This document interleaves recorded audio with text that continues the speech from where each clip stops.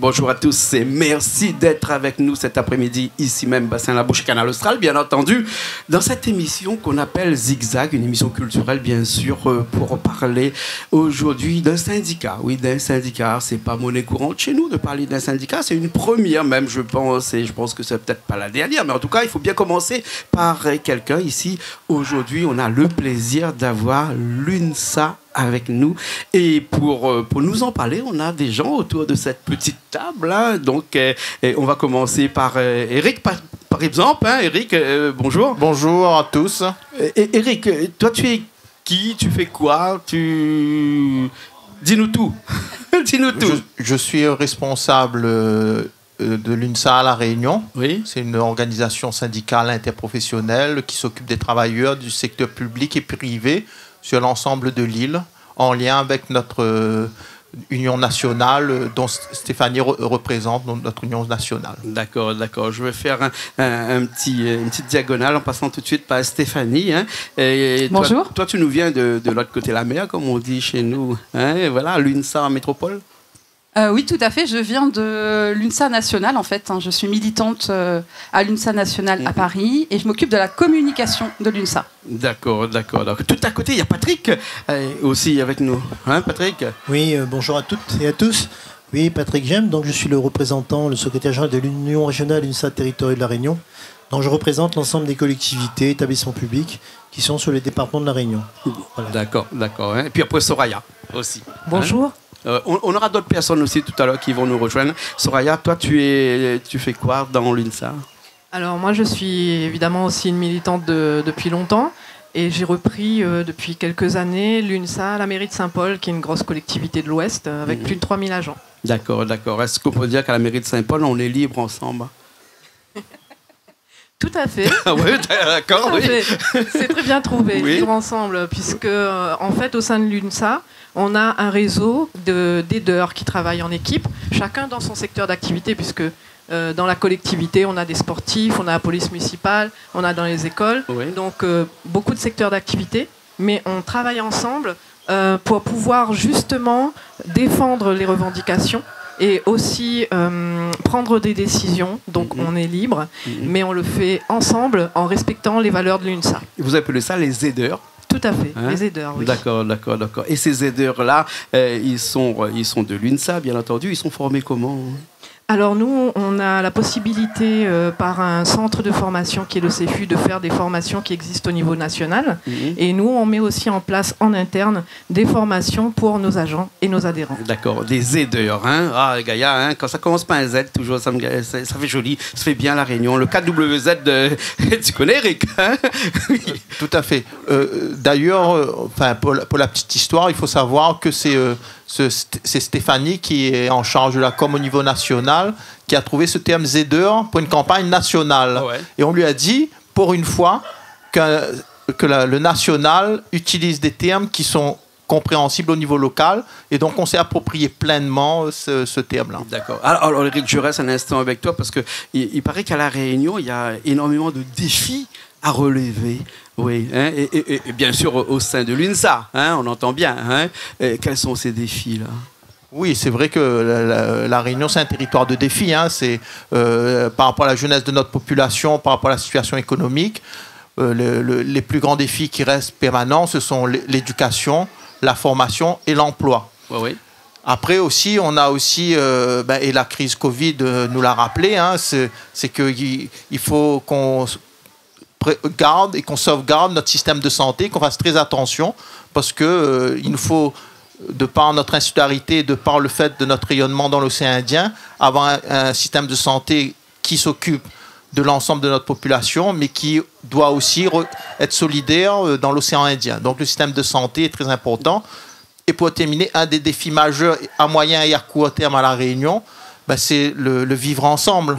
Et c'est vrai que l'actualité nous le rappelle régulièrement. On a toujours, par rapport à cette situation d'insularité, de flux migratoires, de populations qui bougent, on a à être préoccupé de manière constante à trouver les moyens pour vivre ensemble. D'accord. Vous dites que dans les services publics, d'ailleurs, hein, c'est le service public qui doit être le garant de ce vivre ensemble-là. Pourquoi actuellement c'est difficile, c'est pas possible? le vivre ensemble, dans le service public. C'est un combat quotidien et nous, on attache beaucoup d'importance à ce que le service public soit le garant de ce vivre ensemble. Oui. Les services de l'État, les services des collectivités doivent mettre tous les moyens pour, comme ils le font, mais encore plus auprès des associations, pour faire de la prévention, de l'éducation. Mais cela ne suffit pas malheureusement. Il faut que les services de l'État s'organisent et en moyens et sur le territoire pour assurer la sécurité des biens et des personnes. Et aussi, quand il faut un système de justice pour prendre des décisions, pour prendre des sanctions. Oui, Patrick aussi, peut-être, tu es comme affecté par ce vivre ensemble dans le service public aussi. Tu as des précisions, par exemple, sur ce vivre ensemble dans le service public? Ben oui, il n'y a pas de problème. C'est que dans la fonction publique territoriale, depuis le Covid, on s'est rendu compte que dans les collectivités, c'était un service public de proximité par excellence. Et on a vu les petites mains qu'on appelle, les ATSEM et tout travailler pendant cette période. Et c'est vrai que le service public, c'est surtout pour ceux qui en ont plus besoin, ceux qui ont des problèmes financiers, etc., qui galèrent au jour, au quotidien. Et donc là, la fonction publique territoriale est par excellence plus proche de la population et des gens qui ont besoin. Alors je ne veux pas citer tous les métiers, mais je pense qu'il y a des métiers de la fonction publique territoriale comme dans le conseil général, les ATSEM, les auxiliaires de périculture, les assistantes maternelles familiales, enfin tous ces métiers qui sont là au service du public, qui en ont le plus besoin. Bien sûr, bien sûr. Stéphanie aussi, qui est là avec nous et qui représente aussi l'UNSAR Métropole. Le vivre ensemble en métropole est différent que ce vivre ensemble ici à La Réunion, parce que tu étais là depuis quelques temps, tu as pu voir un petit peu ce qui se passe ici. On a un vivre ensemble, en tout cas dans la fonction publique, qui est différent de la fonction publique métropolitaine. Alors moi, ce que j'ai remarqué depuis que je suis ici, c'est l'extrême bienveillance des gens qui sont là, que ce soit des salariés du public ou du privé, mais cette conscience que le service public doit permettre à ceux qui en sont le plus éloignés, qui ont le plus besoin de fonctionner. Je ne dis pas que ça ne se passe pas à la métropole, bien sûr, mais là, on sent ici que tout le monde est préoccupé par la situation de son voisin, de ses amis, de ses collègues de travail. Et ça, je pense que c'est une force très importante. Et l'UNSA, justement, travaille sur cette question de mettre en réseau et en solidarité tous ces gens qui en ont besoin. D'accord. La laïcité, dans les entreprises et dans la fonction publique notamment aussi, est complètement différent. Oui, effectivement, la laïcité, on lui attribue toujours des notions qui sont fausses. La laïcité, c'est justement la garantie de pouvoir vivre ensemble, quelles que soient ses croyances, ses opinions religieuses ou philosophiques. Et ça, c'est vraiment très important parce que si on cartélise un petit peu les fonctionnements, ça ne fonctionne pas. Donc l'UNSA peut être un moyen de rassembler tous ces gens, quels qu'ils soient. Ouais. Le meilleur des mondes dans une entreprise serait que, comme vous dites, qu'il y ait une petite pointe d'humour et un zeste de bonne humeur. C'est à cela que vous vous battez tous les jours pour faire en sorte que ça se passe très bien au niveau des entreprises. Alors, je pense qu'au niveau de l'UNSA, ce qui nous caractérise, c'est qu'on fait du travail de manière très sérieuse, mais qu'on ne se prend pas au sérieux. C'est toute la différence. Ouais. Nous, on est des collègues, on est des fonctionnaires ou on est des salariés comme les autres, en fait, tout simplement. C'est juste qu'à un moment, on prend une responsabilité et on permet à des gens de nous rejoindre et de représenter les autres collègues. Voilà, donc on le fait de manière très simple, je pense, et très humaine. Bien sûr, je vais rester un petit peu à La Réunion parce qu'il y a des sujets qui sont un petit peu moins humoristiques et peut-être pas de très bonne humeur aussi. C'est le travail du dimanche matin dans les grandes surfaces. On en a parlé tout à l'heure, un petit peu avant l'émission, là. Mais avant, peut-être Stéphanie va me dire un petit mot sur ce qu'elle pense vraiment de ça. Toi qui as un œil de l'extérieur, parce qu'en France métropolitaine aussi, on travaille le dimanche matin dans les grandes surfaces, et les employés de ces grandes surfaces, quand ils vous remontent les informations, ils vous disent quoi? Ils sont d'accord, ils ne sont pas d'accord? Alors en fait, il y a plusieurs cas de figure. Il n'y a rien qui est évident, ni tout blanc, ni tout noir, comme on dit. La chose qui est sûre, c'est d'essayer de respecter au maximum le bien-être du salarié au travail. C'est-à-dire qu'à partir du moment où c'est imposé, c'est quelque chose qui ne peut pas nous satisfaire. À partir du moment où ce n'est pas négocié, il y a forcément des salariés qui sont d'accord pour travailler le dimanche pour X raisons. Et nous, on dit qu'à partir du moment où ils sont volontaires, on doit donner des conditions, et y compris de la surrémunération, parce que travailler le dimanche, ce n'est pas la même chose. Mais on n'est pas forcément cartésien sur il ne faut pas travailler ou il faut travailler. On pense que les salariés sont les mieux placés pour savoir ce dont ils ont envie. D'accord. Eric, peut-être pour nous répondre ici à La Réunion, là, avec ce phénomène, là, un phénomène d'actualité, hein, actuellement, puisque il y a un projet pour ne plus travailler les dimanches matins, enfin, en tout cas, ne plus ouvrir les magasins les dimanches matins. Il y a un débat aussi qui est en cours actuellement avec les pour et les contre. Hein, et aujourd'hui, bon, ça va, tout le monde est presque d'accord de travailler le dimanche, mais le gouvernement, lui, il n'est pas trop d'accord. Hein, l'État n'est pas trop d'accord parce que ça crée beaucoup de surrémunération, alors qu'ils disent que peut-être qu'il faudrait faire en sorte que le travail du dimanche soit fait avec d'autres personnes. Donc, partager le travail plutôt que le donner à d'autres personnes qui travailleraient plus. Oui, effectivement, actuellement, le débat qui animait un peu le secteur, c'est le travail le dimanche. Ce qu'on peut dire aujourd'hui, c'est que on a ce fameux cet arrêté 66, ce décret 66, oui, qui réglemente dans le département le travail le dimanche. Et nous, les organisations syndicales, n'étaient pas demandeurs d'échanger sur ce débat-là. C'est venu sur la table. Nous, en plus, à l'UNSA, on est pour la discussion et la négociation. On n'est pas pour la politique de la chaise vide.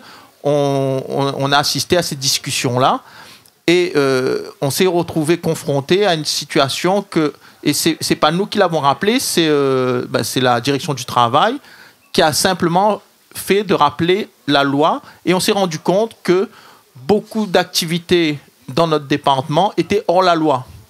Mais ça, sans rapport avec le décret 66. Donc il y a eu des habitudes de travail. Aujourd'hui, notre économie se retrouve avec cette difficulté-là, c'est-à-dire comment réglementer le travail du dimanche en respectant la loi, et après, avec les organisations syndicales, à partir du respect de la loi, négocier certaines choses. Mais c'est vrai qu'il y a un gros travail à faire, parce que pendant des années, le cadre légal du Code du travail français n'a pas été respecté dans notre département. Bien sûr, Soraya.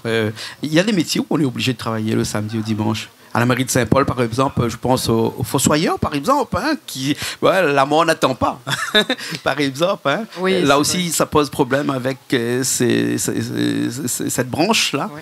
Mais c'est vrai qu'on a beaucoup de métiers aujourd'hui, en tout cas dans la collectivité, qui interviennent le dimanche. Vous avez cité donc les fossoyeurs. Ça, c'est des astreintes qui sont mises en place parce que le décès n'attend pas, hein, ça ne prévient pas. On a aussi les équipes de nettoyage à l'environnement qui travaillent les samedis et les dimanches.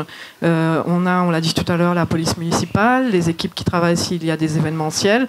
On a eu les francopholies il n'y a pas longtemps sur notre territoire. Donc effectivement, beaucoup d'équipes qui travaillent le dimanche, soit en astreinte, soit en heures supplémentaires. Et nous, on a un gros chantier à lever qui est le chantier des 1607 heures, qui est donc une réglementation au niveau national pour laquelle on va aussi rentrer dans un respect aujourd'hui. D'accord, très bien. On va faire une petite pause. Il y a une chanson que vous aimez bien, vous, chez vous, là. Une chanson réunionnaise, une chanson de La Réunion, non? Actuellement, il y a des artistes qui font un peu fureur. Il y a Clara, il y a Misty, il y a... mais c'est que des femmes, hein, actuellement. Les trois artistes qui font fureur actuellement, c'est les femmes. Hein. Misty et Saint-Pauloise. Misty en Saint-Pauloise. Une chanson peut-être? Nous, du moment que c'est festif et que dans la bonne humeur, on est preneur de toute musique. Une Saint-Pauloise, alors Misty, alors. D'accord, hein? Les partis, Richard cale ça, et nous on revient tout de suite après. Allez, c'est parti.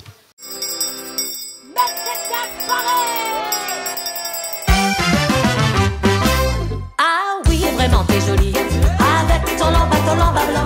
Et moi je t'aime à la folie, avec ton lamba blanc. Et quand tu danses à la fête, avec ton lamba blanc, tu fais tourner tous les têtes, avec ton lamba blanc. Je t'ai donné il y a 2 années, pour tes 20 ans, pour tes 20 ans à lamba blanc. Dès que tu l'as mis, les garçons se mirent à chanter cette chanson. Tu es jolie, ton dans les blancs comme de riz. Tu es jolie, tes yeux brillent comme grain litchi. Ton yeux les noirs tipis, ton cheveux les noirs aussi. Ah tu vis n'a rien que ton dent que les blancs comme un grain de riz. Ah tu vis n'a rien que ton dent que les blancs comme un grain de riz. Il la trouve un bien des riz. Il la lague et son flash fait taxi. Il la trouve un bien des riz. Il s'arroule dans le stylo de fantaisie. Roulez,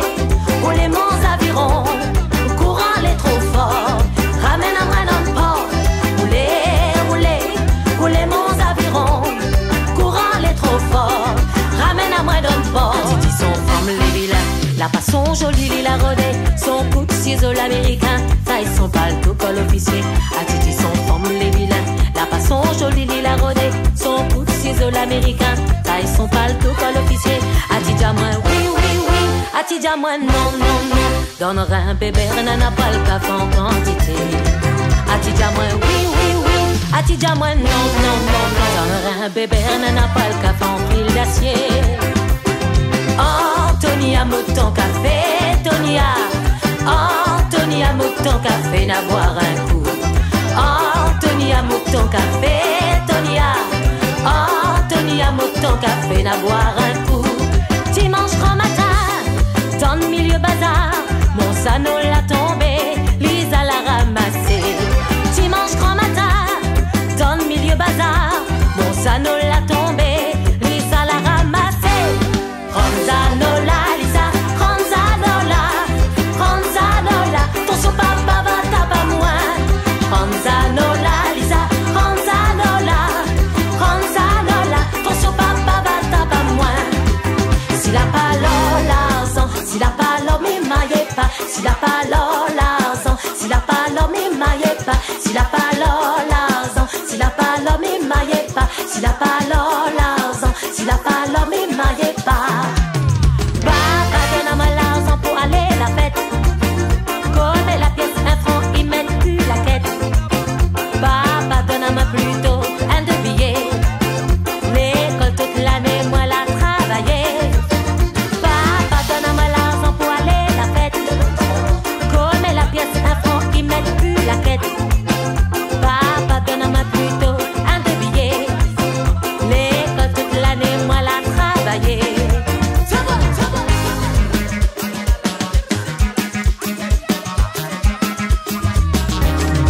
Mademoiselle Paul la connaît, elle me dépense la monnaie. Monsieur Polo pas content, ça y durera pas trop longtemps.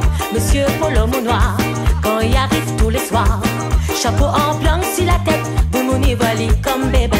Mademoiselle Paul a l'effort, si bateau la rentre au port. Bat carré dessus la rate, pour guette camaillon fait parade.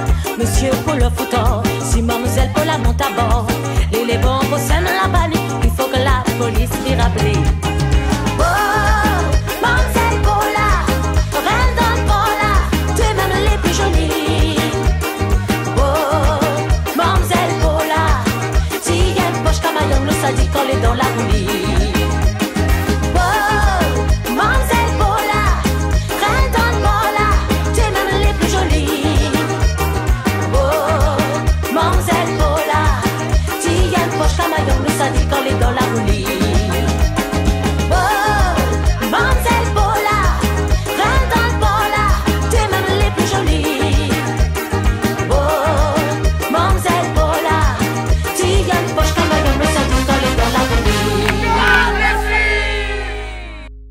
Eh ben, on est revenu après cette chanson de Misty. Stéphanie, tu connaissais Misty, toi? Pas du tout. Pardon, non, pas du tout. Mais j'essaie de me mettre au courant et je regarde beaucoup la télé depuis que je suis ici. Ouais. Il y a des artistes comme ça qui flambent actuellement, là, qui se font connaître un petit peu plus comme ça. Hein, Misty, Stéphanie, Clara, je disais tout à l'heure les trois. Mais après, il y en a encore d'autres. On n'est pas là pour parler musique, on n'est pas là pour parler de la chanson. On est là pour parler de la défense des travailleurs. C'est comme ça qu'on dit, non, chez vous, non? Ouais. La défense des travailleurs. Vous êtes donc ce qu'on peut appeler des militants, c'est ça? Vous militez pour Exactement. La défense des travailleurs, parce qu'il y a Daniela aussi qui nous a rejoint. Hein? Bonjour, et me remercie. Moi, je s'exprime en mon créole parce que c'est important. Et déjà, je présente à moi, c'est Daniela, et je travaille au rectorat. Et il faut savoir que dans le rectorat, il gère, c'est la plus grosse administration de l'île. Et donc, on a 20 000 personnes que nous gèrent et 20 000 enseignants. Et tout ça, il passe par les services du rectorat. Voilà. L'UNSA est un syndicat majoritaire dans l'éducation nationale, ici à La Réunion? En fait, oui. L'UNSA, moi-même dans la branche UNSA Éducation, où nous gérons des enseignants du premier degré, nous gérons les enseignants du second degré, nous gérons des infirmières, des assistantes sociales, nous gérons des médecins et nous gérons aussi des administratifs. Voilà. D'accord. Donc c'est une fédération qui porte pas mal de métiers dans l'éducation nationale. D'accord. Comme disait Soraya tout à l'heure, chez eux aussi, on a ce qu'on appelle des aideurs, là. Hein? Ah oui. Et est-ce que dans l'éducation nationale, il faut vraiment ces aideurs? Parce qu'on a beaucoup de points qui sont négatifs et qu'il faudrait vraiment comme renforcer par le biais d'un syndicat, l'UNSA. Voilà. En fait, notre bande aideurs, ils évoluent généralement dans des... Nos bandes aideurs, ils sont dans des commissions. Nous sommes dans des commissions représentatives. Et notre bande aideurs, ils travaillent auprès de... Parce que nous, à l'UNSA, nous favorise le syndicalisme de proximité. Et c'est ce que nous fait depuis toujours à La Réunion, parce que nous n'avons pas une particularité dans l'UNSA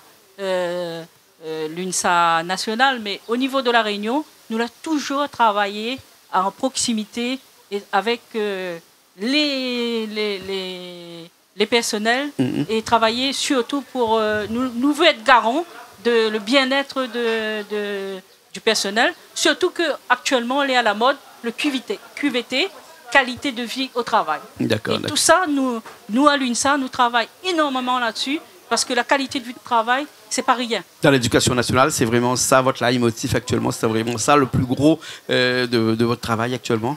Non, il y en a ça, parce qu'en fait, là, un travailleur, un enseignant, un administratif, un assistant social, un infirmière qui vient travailler dans un établissement, qui vient travailler au rectorat, qui n'a pas envie de travailler, ça veut dire que soit l'administration n'a pas fait son travail, et nous sommes là pour essayer de faire en sorte que la qualité de vie de travail les améliorer.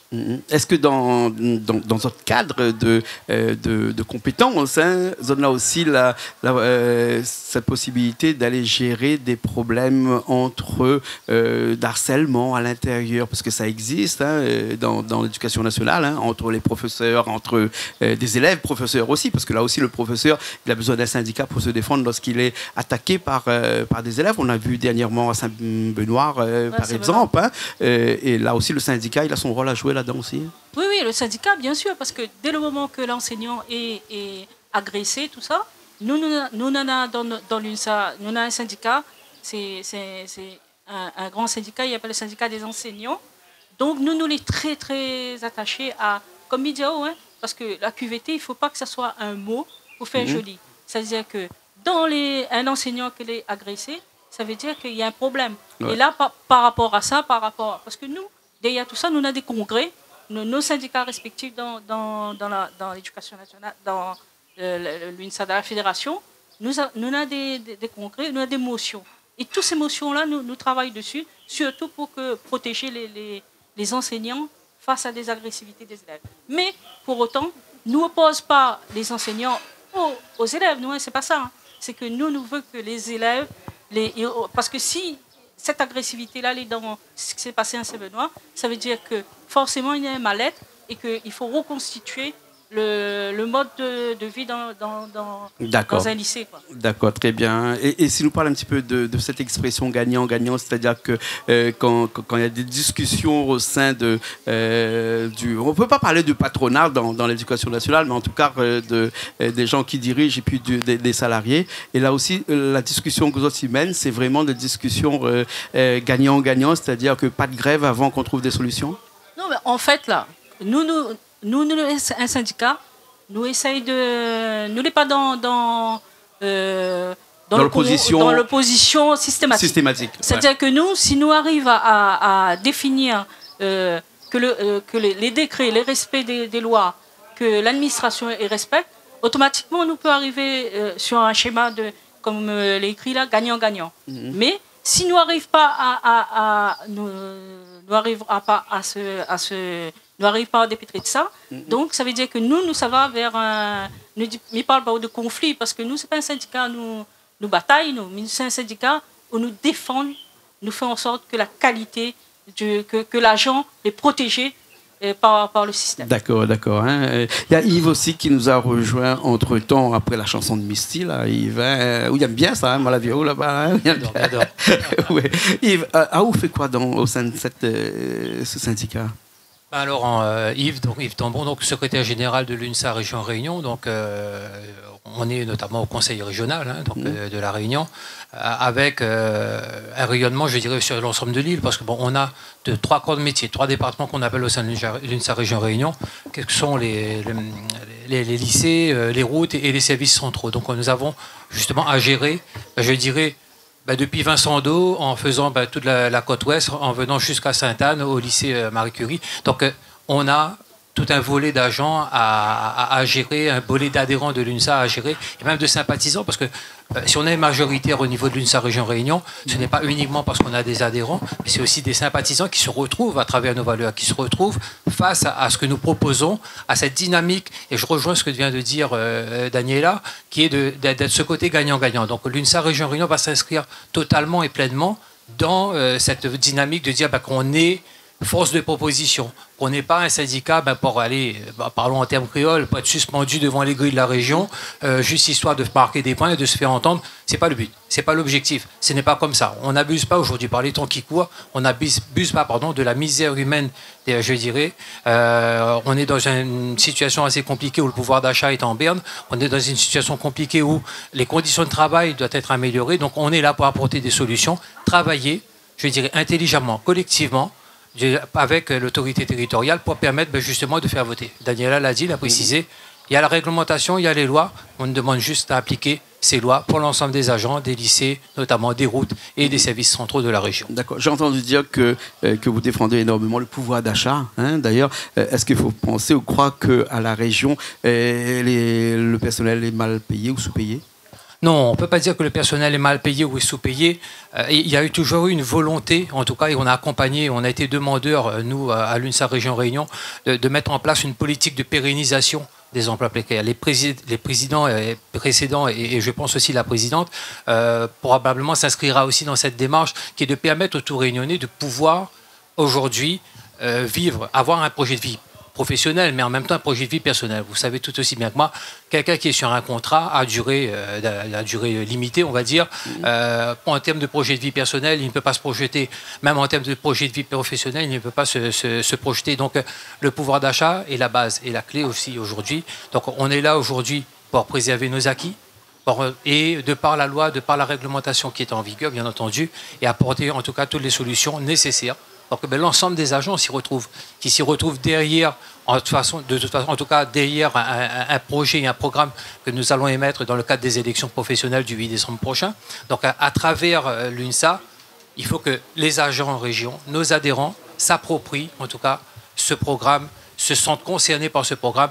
Dans le programme, on a le pouvoir d'achat. Quand on parle pouvoir d'achat, on parle des tickets restaurants, on parle notamment de la complémentaire santé, de la prévoyance, et j'en passe. Donc tout un dispositif prévu légalement qui nous permettrait aujourd'hui et de voir demain même d'aller et d'ester en tout cas en ce sens pour apporter au mieux la situation et les conditions de travail de nos agents. D'accord, bien sûr. Je vais profiter pour aller voir un petit coup Eric qui est resté avec nous là pour parler l'UNSA, parce que là on arrive à la fin de cette émission. Là on aurait dû peut-être commencer par cela.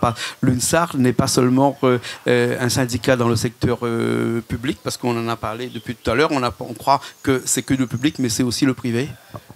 Oui, tout à fait. D'ailleurs, aux dernières élections, dans les très petites entreprises, au niveau local, on a terminé 3e en termes de voix. Bon, même s'il n'y a pas eu beaucoup de votants, mais l'expression est là. Et c'est vrai qu'au niveau du secteur privé, on fait notre petit bonhomme de chemin. Et comme les camarades l'ont dit précédemment, notre force à nous, c'est que on est aideurs.